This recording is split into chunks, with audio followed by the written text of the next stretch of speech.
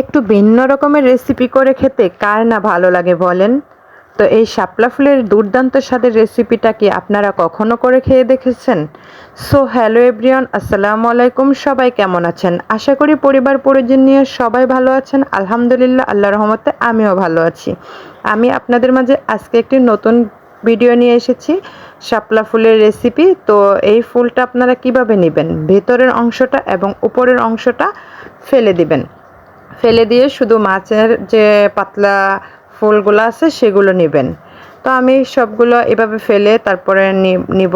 দেখেন এই যে সবগুলো ফেলে দিয়েছি, ভিতরের ছোট ছোট অংশটা আর উপরের শক্ত অংশটা ফেলে দিয়েছি। ফেলে দিয়ে এখন আমি শুধু ফুলটা নিয়ে নিচ্ছি। তো সবগুলো এরকম করে আপনারাও নিয়ে নেবেন। তো এই পর্যায়ে আপনারা আমার সাথেই থাকুন, ভিডিওটা স্কিপ করবেন না। স্কিপ করলে আসলে আপনারা বুঝতে পারবেন না। আর আমার চ্যানেলে নতুন হয়ে থাকলে প্লিজ চ্যানেলটি সাবস্ক্রাইব করে রাখবেন। এই যে শাপলা ফুলগুলো ধুয়ে নেবেন, ভালোভাবে ধুয়ে নিচ্ছি। আমি কড়াইয়ে তেল দিয়ে নিচ্ছি। এই পর্যায়ে এটার সাথে আমি মশলা অ্যাড করেছি, চাউলের গুঁড়ি এবং ময়দা আর সব মশলা অ্যাড করে নিয়েছি। আপনারা চাইলে চাউলের গুঁড়ি নিতে পারেন, ময়দা অ্যাড করতে পারেন, আর নয়তো বা বেসন অ্যাড করতে পারেন। এখন আমি এই যে তেলে দিয়ে দিচ্ছি।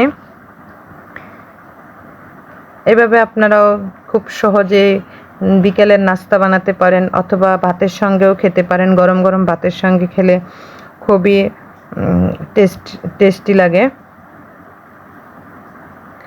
তো আপনাদের যদি এরকম দলা বেঁধে যায় তো ভয়ের কোনো কারণ নাই, কারণ এটা যখন আপনার তেলে ভাজা হবে তখন দলা ছেড়ে দিবে, সমস্যা নাই।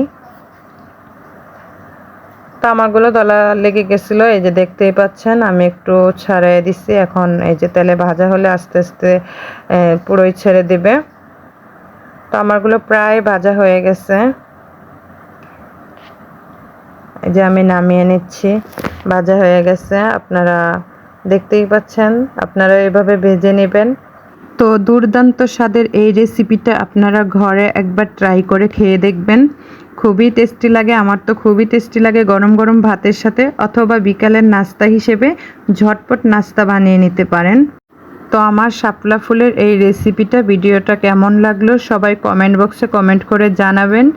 আর ভিডিওটি ভালো লাগলে অবশ্যই লাইক কমেন্ট শেয়ার করে প্লিজ আমার চ্যানেলটি সাবস্ক্রাইব করে পাশেই থাকবেন। সবাই ভালো থাকবেন, সুস্থ থাকবেন। আজকে এই পর্যন্তই। আল্লাহ হাফেজ।